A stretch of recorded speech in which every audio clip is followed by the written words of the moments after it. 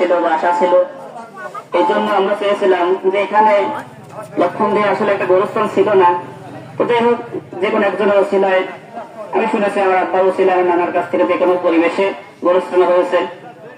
তো তারপরে আসলে মনে মনে চিন্তাধারা ছিল যে এখানে যেহেতু একটা গোরস্থান হয়েছে, কোন একদিন আল্লাহ জানে একটা মাদ্রাসা করা তৌফিক দান করে, এটা আমাদের মনে একটা খুব আশা ছিল।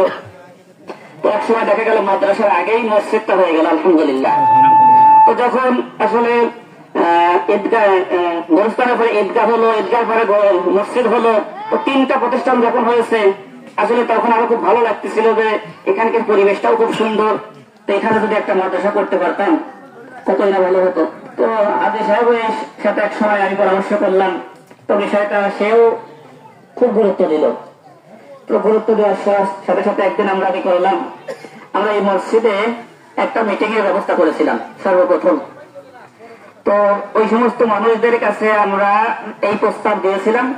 ওই দিনকে এই মসজিদে একটা তাবলীগ জামাত ছিল, তো তারাও আমাদের জন্য মাদ্রাসার জন্য দোয়া করলাম। সর্বপ্রথম এই কথা বলার সঙ্গে সঙ্গে তারা সাথী ভাই থেকে টাকা তুলে আমাদেরকে 750 টাকা দেয়। সুবহানাল্লাহ, সুবহানাল্লাহ। তো আমাদের এই মাদ্রাসা করার জন্য সর্বপ্রথম আল্লাহ রাস্তার মেহমানরা আমাদের জন্য 750 টাকা দিয়েছিল। এবং আমরা ওই সময়, ঠিক আছে মনে আছে না, আমরা ওই দিন একটা ঘর করার জন্য কালেকশন শুরু করলাম ওই মিটিং এ। আলহামদুলিল্লাহ আমরা টিন দিয়েছিলাম, অনেকে কাঠ দিয়েছিল, অনেকে অনেক কিছু দেওয়ার পরে ওই দিনকে থেকেই শুরু হয়ে গেল ইনশাআল্লাহ। এলাকার যখন সবাই জানতো, সবার কাছ থেকে আমরা ছোট্ট করে একটা চাঁদাও নিতাম যে ইনশাআল্লাহ এটা হোক সবার পক্ষ থেকে, যেহেতু এখানে একটা গোরস্থান হয়েছে, তো আমার বাপদাদা থাকবে বা আমার আপনজন আমরাও থাকবো এক সময় আছে।